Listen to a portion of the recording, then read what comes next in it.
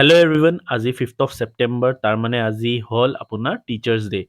আমি চব কমাৰ্চৰ টিচাৰবিলাকে বহি অলপ কথা-চথা পাতি থাকোঁতেই দেখিলোঁ যে দুটামান ষ্টুডেণ্ট আহিলে, সিহঁতি আমাক উইছ কৰিব বিচাৰিছিলে, আমাক প্ৰেজেণ্ট দিব বিচাৰিছিলে। এই দেখিব পাৰিছে।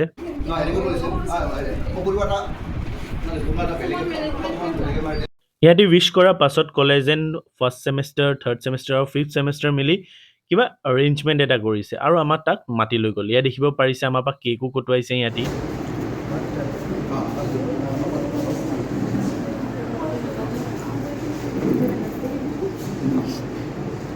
কেক কটাৰ পিছত আমাৰ ছিনিয়ৰ মষ্ট বনমালী ছাৰে এটা সৰু চাই ভাষণ দিলে। তাৰপিছত আমাক সকলো টিচাৰ্ছবিলাকক কলেজৰ অডিটৰিয়ামলৈ মাতি নিয়া হ'ল। ইয়াত আমাৰ কলেজৰ ষ্টুডেণ্ট ইউনিয়নৰ যিমান ষ্টুডেণ্ট আছে সিহঁতি প্ৰতিটো ডিপাৰ্টমেণ্টক সম্বৰ্ধনা জনাইছিলে। এতিয়া দেখিব পাৰিছে আমাৰ মেনেজমেণ্ট ডিপাৰ্টমেণ্টৰ টিচাৰবিলাকক সম্বৰ্ধনা জনাই আছে।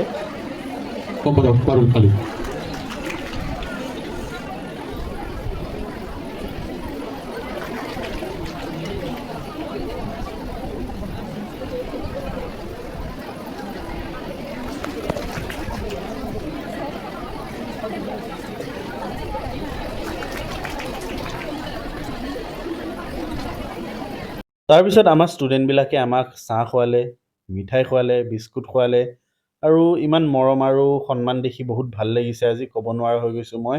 আৰু দেখিব পাৰিছে মই পেনো বহুত পালোঁ আজি। তাৰপিছত আমি বেচলাৰ টিচাৰবিলাকেও আমাৰ ছিনিয়ৰ টিচাৰবিলাকৰ কাৰণে কিবা এৰেঞ্জমেণ্ট এটা কৰিছিলোঁ। সেইটো কৰাৰ পিছত আজি আমাৰ টিচাৰ্ছ ডে'টো ভালে কুশলে পাৰ হৈ গ'ল। ধন্যবাদ।